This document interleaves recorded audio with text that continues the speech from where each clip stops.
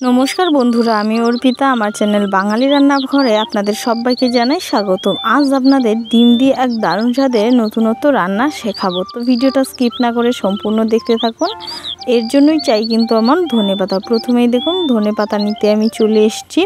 ধনেপাতা নিয়ে আমি সোজা চলে গেলাম আর মিক্সির জারে দুটো ডিম দিয়ে আর দিয়ে দিলাম 3টে মতো কাঁচা লঙ্কা, সাথে ধনেপাতা কিন্তু মাস্ট। এটা কিন্তু ধনেপাতারই রান্না বলতে পারেন। নুন হলুদ দিয়ে ব্লেন্ড করে নিলাম। আর এদিকে কড়া বসিয়ে উনুনের আঁচটা হালকা রাখতে হবে, কিন্তু একদম দিয়ে দিলাম ডিমটা, দিয়ে হালকা ঢাকা দিয়ে একটু সময় ধরে কিন্তু ভাপিয়ে নেব, না হলে নিচ দিকটা পুড়ে যায়, উপরটা হতে চায় না। তাই ঢাকনা দিয়ে আঁচটা হালকা রাখতে হবে। ডিমের এই রান্না যদি কাউকে খাইয়েছেন বাড়ির, সকলে কিন্তু প্রশংসাই করবে। মাত্র 2টো ডিমে বাড়ির সকলের খাওয়া কিন্তু হয়ে যাবে। তারপর আমি ঘুরিয়ে ডিমের অমলেটটাকে একটু বড় করে নিয়েছি। তারপর যখন শুকিয়ে গেছে উপরের অংশটা, তখনই উল্টে দিলাম। উল্টে নিয়ে ডিমটা কিন্তু কেটে নিচ্ছি খুব ছোট ছোট পিস করে।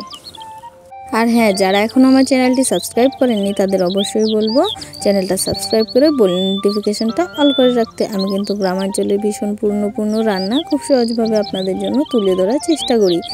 খুব কম তেল মশলা রান্না করি, তাই সকলকে অনুরোধ রইল রান্নাগুলো দেখবেন। তারপর একটু বড় সাইজ করে কেটে রাখা আলু পেঁয়াজ দিয়ে দিলাম, আর কয়েকটা রসুনের কোয়া দিয়ে নুন হলুদ দিয়ে কিন্তু ঢাকনা দিয়ে সেদ্ধ করে নিয়েছি নরম তুলতুলে করে।